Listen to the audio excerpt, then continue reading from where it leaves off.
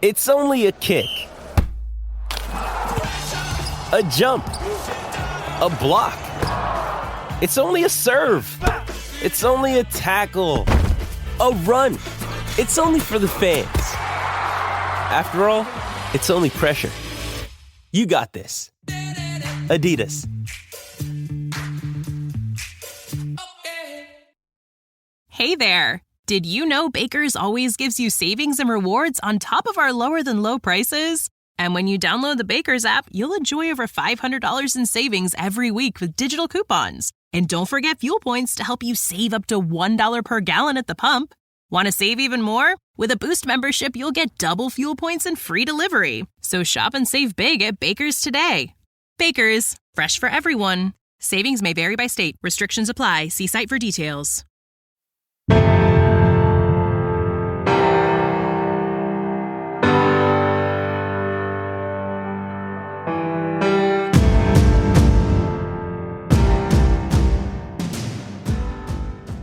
Scheme is important, but I think way too many people put too much emphasis on scheme.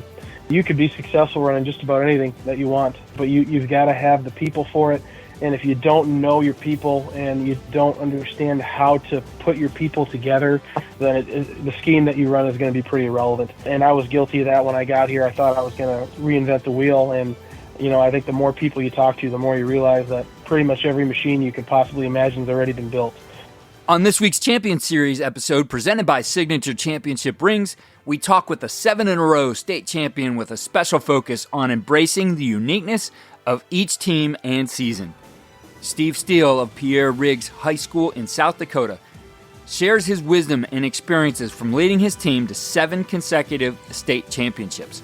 We dig into the key elements of success, the importance of team dynamics, and the journey of preparing for a new season with a fresh theme.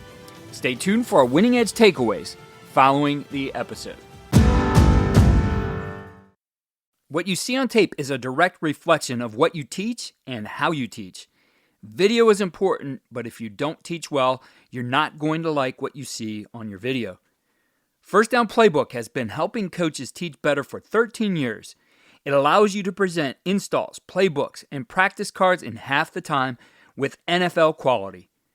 Coaching tools like video pairing, a player app, practice schedules, and wristband sheets have made First Down Playbook a program management system with everything in one place. If you're in a position of leadership with your football program, receive a free 1-week look at First Down Playbook. Call them at 512-814-6158 or visit them on their website or social media.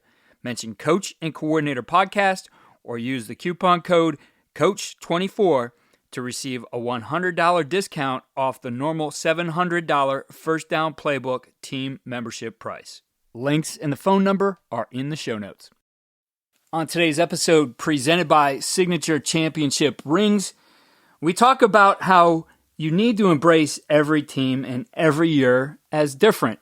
Now, what's unique about this one is it's ended the same way for this particular team 7 times in a row. 7-time state champions at Pierre Riggs High School in South Dakota. And the head coach, Steve Steele, joining us once again on the podcast. Steve, always great to talk ball with you here on Coaching Coordinator. Absolutely. Thanks for having me on again and getting to talk about another fun season. The easy thing would be if you could just copy and paste this thing every year and expect the same results, but that's just not true in our game. The game is very dynamic. Each team is very different. And as we said in the introduction here, that's our topic today, that, you do need to embrace every single year as different. That's been such a crucial part to our success over these last 7 seasons, is still having your program identity, still having your non-negotiables of what you're about and what you'll encourage, what you'll accept, and what you won't tolerate. But at the same point, understanding that every single group of kids, every single mixture of them is different. There's different leaders, there's different followers, there's different members that need to be recognized differently each and every season. And the same motivations won't be true one year to the next. So understanding and knowing your team and then ultimately building that motivational strategy and that team building strategy around the crew you have for one season is the most important part. So let's start with the things that are the same. You said that identity, really that foundational identity of your team is going to remain the same. And for you, it's built around two non-negotiables. What are those non-negotiables for you? Yeah, our two non-negotiables are TOTD, turn off the dark, and family, forget about me, I love you. Family is something I'd actually heard at the AFCA 30 under 30 back in 2016 by Glenn Caruso, head coach at St. Thomas over in the cities. It's one of those things that you heard about it and you saw the passion from him, and you knew immediately that that was something that you wanted to integrate in your own program. And we've done a great job of that here, really focusing on what we can do for our teammates. What do we do for them that's not a part of our daily job description? And that's, as a senior, sometimes that's setting up drills. I think a lot of people and a lot of teams are it's a seniority system where it's always the young kids that, that's your rookie initiation or whatever that is. And our older guys have a lot of pride in making sure things are set up the right way, making sure that the expectations are what they need to be, but at the same point, being accountable themselves and making sure that they're all doing what they need to be doing too. So not just doing the fun parts of the job, but what are you doing to make your teammates, your coaches' lives easier? And same thing from our coaching perspective. What are we doing to make the kids' lives easier and our other coaches' lives easier? So that's family. TOTD, turn off the dark, is something we created, and that's our own way of refocusing to make sure that we're staying positive. Bad things are going to happen in life. Bad things are going to happen in a football game, in practice, no matter what. You can't hide from it, but find the silver lining. Find a way to be positive. Find a way to turn that negative around and reshape it and to gain something from it. And, I would absolutely 100% credit two of our state championship games, specifically to those games, to that mentality. And I think that was a big form of validation in one of our state championship games where we were down 3 touchdowns 2 different times, still found a way to come all the way back and win it. And a lot of that goes to the fact that our kids, they never panicked. They found ways to stay positive through the adversity and ultimately fought back together. Yeah, that's not an easy thing to do, especially in that phase of it. I think some of it maybe is a little bit more evident in how you teach them to serve each other in the family side of things. How do you train this aspect of it in your teams? The family aspect, again, that part is taking care of itself very well through the coaches being servants first. And if we're serving the kids, then it filters all the way down. The positive part, the same way, but, much like anything else, you can't create something if you're not given opportunities to mess up. And, and by that, in practice, we try and provide or create adversity for our kids. When we put them in bad situations, we want to see bad things happen schematically or losing a drill or whatnot to force them to react to it. They don't always react positively, and when they do, we have to call that out and explain how they should be reacting to that. And when they do it well, then you reinforce that and say, hey, that's exactly how we need to respond there. That's a great job. And once that ownership comes over to the kids and the kids are calling out, hey, that's not how we do that. That's not how we respond. Or, hey, that's an awesome job. Way to get back after that. Then that's that validation that you're looking for, knowing that is now inside the culture. Are you able to create that? And I know you yourself, you also coach hockey, and you are at a small school, so I'm sure a lot of kids, there's overlap in sports, and you don't have them all the whole year. But in the training in the off season, are you able to create those situations like that start to prepare them for the stuff that then will be happening out on the field and facing adversity? There is. There's so many ways to be creative and to have fun with it. To one weight room thing or, off-season type training thing. And this took a lot of fortitude from our coaches to be able to deal with this one. If you're familiar with the Meow Mix theme song, they have this on YouTube where there is like a 2-hour loop of it. And being able to play that during an entire weight room session where all you're hearing is the Meow Mix theme song. It's incredible the amount of fortitude it takes to get through the work that you need to get done, to do it right and to do it well when that's on. Because, quite honestly, that could be a torture technique probably used in prisons around the world. I was going to say, isn't that one of Dante's hard. Rings of Hell? It very well could be. And it's a challenge. But when you get to the point where you see your leaders step up and then they start finding ways to have fun with it. And that's what we're talking about in the culture side of, hey, this isn't fun, but we got to find a way to make it fun, and we got to find a way to enjoy where we're at and to make the best of this situation. And again, the coaches by no means, some of the stuff where they're running and all that, if we're not running, it's easy for them to look at it and be like, well, this is easy for you to say, because you're not the one running. Well, in the weight room, we may not be lifting, but guess what we're listening to? The Meow Mix theme song for 2 hours. Yeah, that's a tough one. Now, where did you come up with that idea? Because that's pretty creative. I honestly can't remember, who came up with that one or whatnot. I just know it was one of those things that we felt we needed a day like that. And I think I know we talked in a previous podcast about taking the temperature at times. And we just kind of felt, that we needed a mix up. We needed the guys to understand that, hey, we got to appreciate where we're at. We got to celebrate the little things and be happy with what we have and find ways to have fun through it. And that was just one of those things that we just decided to kind of do on a whim. And we're like, well, worst comes to worst, it's a failed 1.5 hours, and best comes to best. We get a great lesson from it, and it can kind of become one of those standing traditions.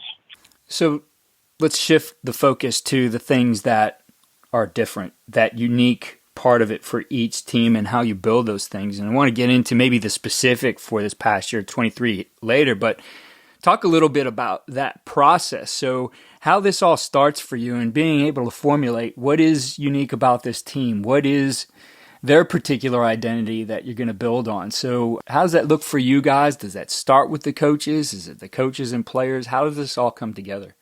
Yeah, this is definitely a coaching process first and foremost. I think at the close of every season, once you kind of turn that page and you truly move your focus to that next one, that's kind of the biggest process we undertake as our coaching staff is, you've all got your scheme things. You'll go to clinics, you'll talk to coaches, you'll learn that. But what we really try and hone in on is, who do we anticipate our leaders being? What kind of personalities do we have in this mix next year?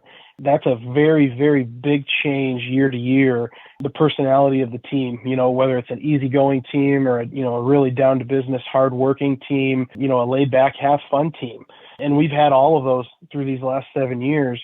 And that's been the important part, is finding the right, I don't know if call sign is the right thing or rallying cry, but the right thing to get everybody together from that group, and then ultimately chasing the same goal again, but chasing it maybe a little differently than they did the year prior. So you guys start to formulate that as a staff. What is that transition into, I guess, onboarding those guys into that unique identity of that next season? Yeah, and that goes back to, we have our camp starts, or our official fall practices start. We go camping for 3 days. We take the whole team to our local state park campground, take their phones away, we take the car keys away, and that's kind of really the beginning of that onboarding. We don't talk about anything during the summer in regards to this next season's theme or that kind of rallying cry again. When we get to downstream is the name of that camp. When we get there, that's kind of the big reveal, and we have a challenge every year that is associated with that theme, and we put a lot of man hours into planning that. I think we probably start any given off season. I mean, we've had years we've come up with 50 different ideas, and we're talking through different ones, and we whittle it down to 5. And then over the course of summer, we ultimately pick the one. Some years we have one idea, and everyone knows right away that's the one we need. So I think we spend a lot of time building that out, and then putting a lot of work into that camp. That goal is by the end of that camp, everyone understands the objective, everyone understands the plan and how we're going to get there. So we'd love to hear the story of how the 2023 identity came together and what that looked like as you went to camp, some of the different activities that you guys came up with and maybe even throughout that you didn't use. Yeah, starting in 2022, at the end of that season, we had a perfect season. We broke passing records. We did a lot of really good things. We tied the state record for consecutive state championships. We were graduating one of the most talented classes ever up here. We had 2 players go to the Big Ten, which we'd never had one player go to the Big Ten before. So having 2 in the same team go was a crazy experience. We lost some very talented players. We had a very hard-working group behind them was going to be this next senior class. And that 2022 senior class was definitely a lot more of a happy-go-lucky. They like to have fun. And it was a group that could flip the switch, but they were definitely able to have a lot more fun during practice. And they were still competitive, but it was always a fun group. And going into 2023, we knew that group of seniors, still talented, but way more driven and business-like. They wanted to be the best, and they wanted everyone to know that they were the best, and they would compete against each other to be the best. And again, just the way that things kind of worked out was this also was the season where we could, as a program, be the best and win 7 straight, which no one had ever done.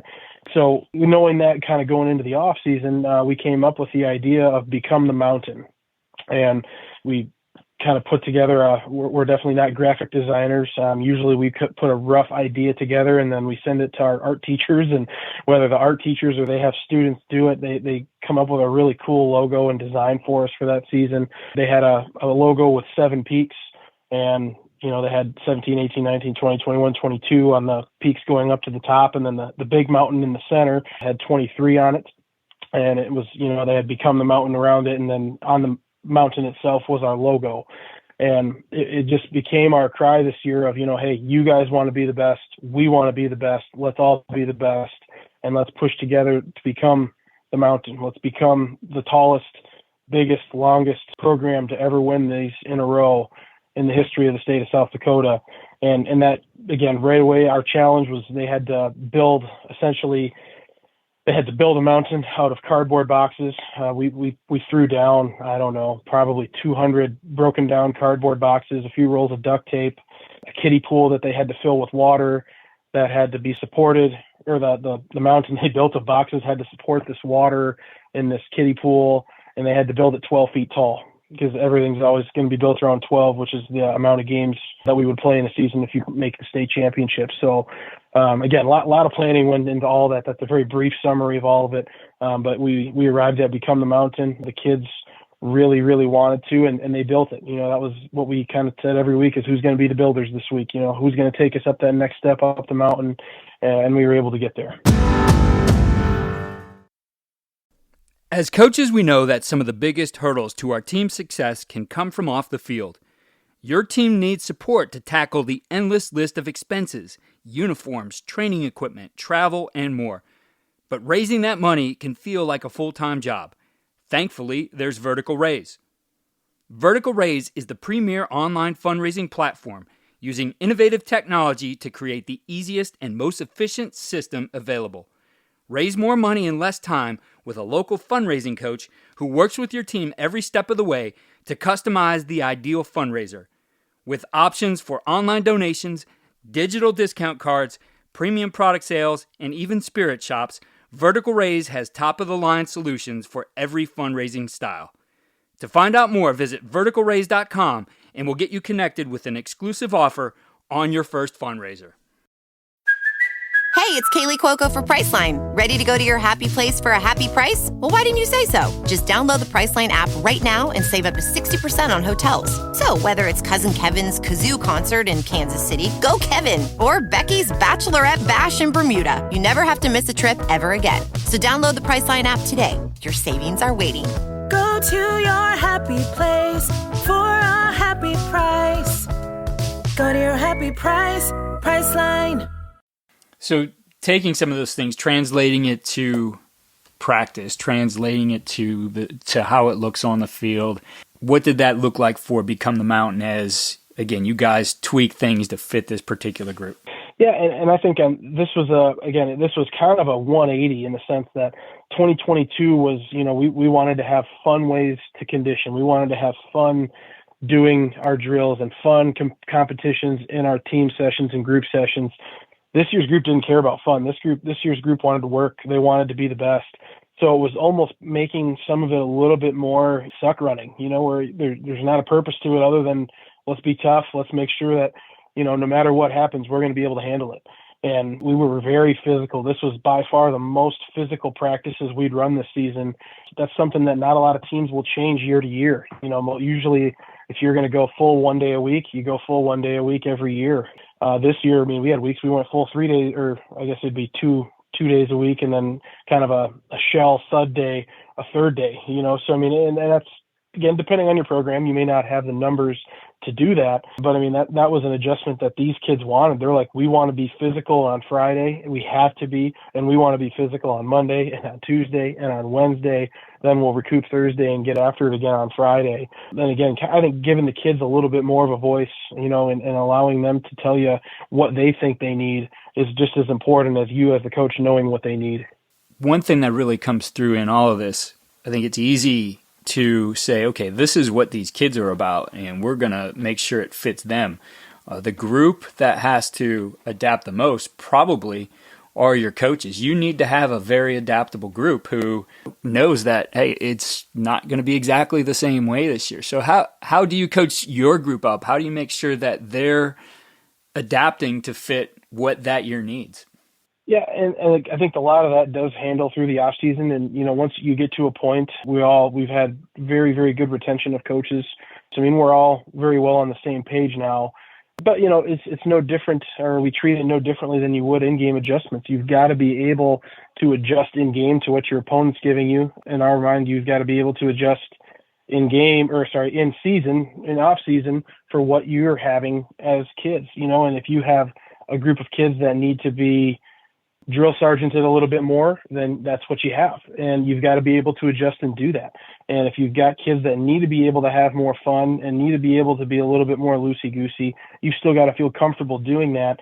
And I think that's an important part of a coaching staff, is to have that blend, that you have those personalities that can reach the different parts, because that's a really fun part about some years some of the coaches are going to be a little bit more of leaders in a sense, especially in the team and conditioning time, because they are a little bit more fun coaches. You've got your drill sergeants, and this was a big year for our drill sergeants. And, and if you ask the kids on our team, they would tell you exactly who every type of coach is, but it gives every kid an opportunity to have someone to go to when they need something and when they need to talk. That's interesting. Have you found, over the years, that in a particular year, the leadership of one coach might be highlighted a little bit more than another? Yeah, I think that is definitely the case. And I think, obviously, your defensive coordinator is still running the defense. No one would question that, especially, like I said, conditioning and some of the workouts are the situations where you could see that. Because, again, this year when we were having a little bit less fun, there were coaches that really stepped up and were like, hey, perfect. I love getting after kids, and I love chewing them out and holding them accountable when they need that. And that's what some people need, and that's what this group needed this year. Last year, those guys needed to be able to enjoy and compete against each other in a more fun atmosphere. And I think that lent itself to a couple of our coaches who are more creative and coming up with different competitive drills that maybe weren't so much, I need someone yelling at me to get after it, but I needed an opponent and a fun course to prove that I could beat my opponent. Along with this theme of embracing every team and every year being different, I mentioned to you before we got going that, hey, as coaches, we always have next year, unless we decide hey, this is the year I retire. We always have next year. Our kids, our teams, that unique identity of a team, that's always graduating and moving on. Some of those guys will form the next team, but ultimately you have to take a step back and celebrate that team. So for you, as you look at, over the years here, over these 7 years at Riggs and 7 state championships, how are you making sure that you guys are celebrating everything that went into that year before you move on to the next one? Yeah, at the end of the season, we do our awards night just like a lot of other teams do. We're very fortunate to have a guy who makes some incredible videos for our program.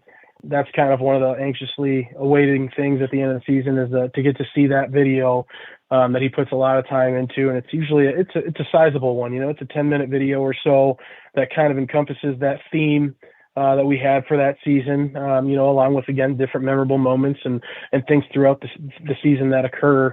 That's always kind of that full circle closure moment that I think so many people really look forward to. And again, we always want to highlight the awards. You highlight all the guys that did it right and never really did, were noticed on the field. I think that's another huge part that can be forgotten quite a bit.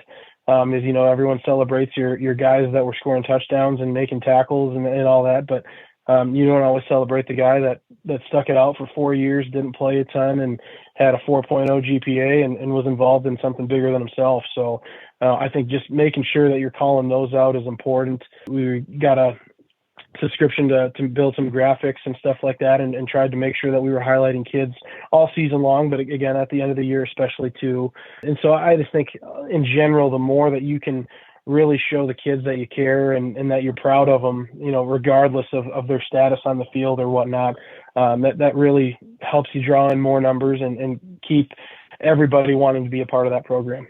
I know for your 7 championship rings, you guys have used our sponsor for this series, Signature Championship Rings. Would love to know a little bit about why you keep going back and how those guys have come through for you as they've had to create a new one each year.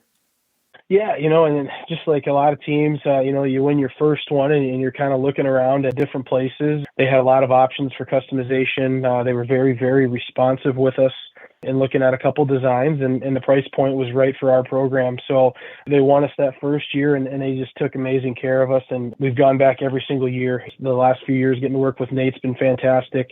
We're able to kind of email back and forth, once we meet with our seniors, get an idea of kind of what they're looking at for styles, and we've usually been able to get a ring design together and where everyone's happy in under a week. And then we've been able to get the ordering process online done super smoothly. The rings all ship here, and then we're able to kind of get them out to our kids. That's always one of the most fun days of the year, is that ring day where the kids all know they came in and they're all excited to be able to come up, shake your hand, and get to wear theirs. The success you've had has definitely opened some opportunities for you. You were part of the 2016 30 under 30 class for AFCA.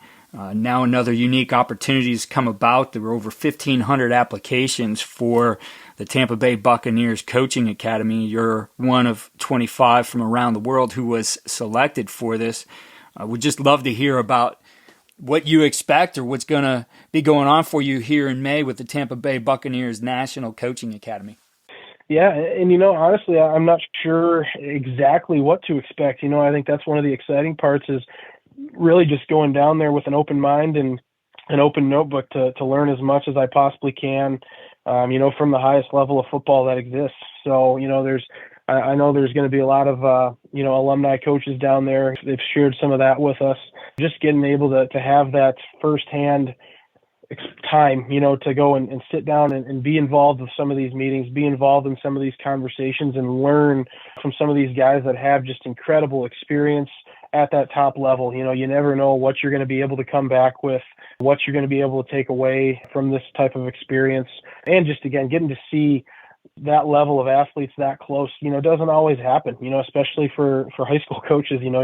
We had an incredible quarterback a couple of years ago who's at Ohio State, and we're going to get to see some absolutely incredible players that, that would be way better than that level, where here that's a guy that you hope you get to see again someday in your career, but there's no guarantee of it. So I'm just excited to get down there and really experience all of it, and really just learn as much as I possibly can to bring it back here and keep winning.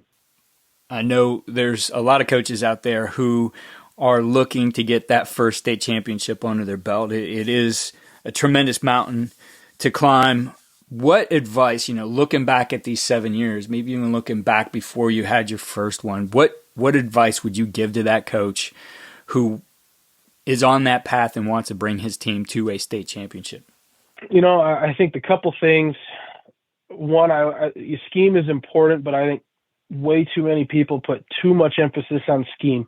You could be successful running just about anything that you want, but you've got to have the people for it.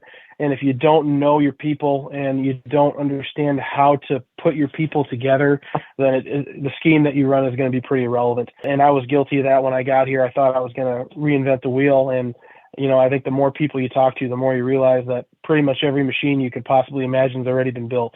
And not that there's not new ways to blend and new ways to do some things and ways to add on, but, I think there's very, very few things that somebody hasn't tried before. And then at the same point, I think being brave and not being afraid to be yourself and to do what you truly believe in is the other important thing. I think especially your first head coaching job, you could be tempted to kind of, let's just see how things go. Let's not try anything too extraordinary, anything too different. But I think, while you can't reinvent the wheel, you can definitely reinvent where you're at. And I think that's a key part, where some places that have a history of doing one thing, it might be scary to change to something else. But I think ultimately that's when we're all going to grow, is when we take a leap, we do something brave. We do something that maybe hasn't been done where you're at before, or you go in and you have a totally different mindset that you're trying to instill in kids. Because ultimately that mindset, that camaraderie, that culture is what's going to win it for you. And you need to have the right people around you as a coaching staff, and you've got to be able to understand your kids and know what makes them tick and how to place them where they need to be. Coach, before we wrap up here, I'm interested to know, and I'm sure there's still a lot to unfold for this team, some things you have not sprung on them yet, but what is the theme for 2024? We've got it locked in. I don't know if any of our kids would listen to this, but it's going to, little hint, I guess, would be, we're going to work on continue to write our own history. History is in a book, but at the same point in time, the book doesn't have to be over just because we've achieved something great. That's where we're looking at moving into next season. We've got a lot of kids right now that have ridden the bus, but they need to move into driving the bus. So that's what our theme is going to be, is about, starting to take that ownership a little bit more, take pride in being the bus driver now, and write your own story. Well, Coach, best of luck to you and the Governors here as you do write your own story here in 2024. And it's always great to have you here on the podcast and get some insight into what it takes to be a champion. Thanks for having me on, Keith. Really appreciate it.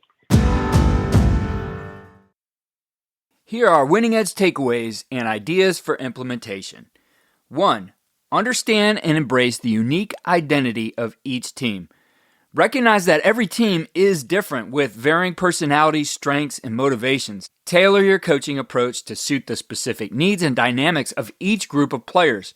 While maintaining a foundational team identity, be flexible and adaptive in your coaching strategies to maximize the potential of each team and each season. 2. Foster a culture of accountability, teamwork, and positivity. Establish clear, non-negotiable values and foster a sense of family and togetherness within your team. Encourage players to go above and beyond their roles and support one another both on and off the field. It's been a key to those 7 state championships for Coach Riggs. You want to emphasize the importance of staying positive in the face of challenges and finding ways to turn setbacks into opportunities for growth and improvement. And 3, continual learning, growth, and innovation. Don't be afraid to step out of your comfort zone and try new approaches. It's something that Coach Steele recommended as you seek your first state championship. While respecting the foundations of successful coaching, be willing to innovate, take risks, and lead with authenticity. Encourage personal and team growth by providing opportunities for your players to develop leadership skills and take ownership of their roles while contributing to the team's success. Celebrate the achievements and milestones while also striving for continued improvement and growth. Be sure to check the show notes for our link and information on Signature Championship Rings, the sponsor of this series. Follow all we're doing at coachandcoordinator.com and follow us on Twitter at Coach K. Grabowski.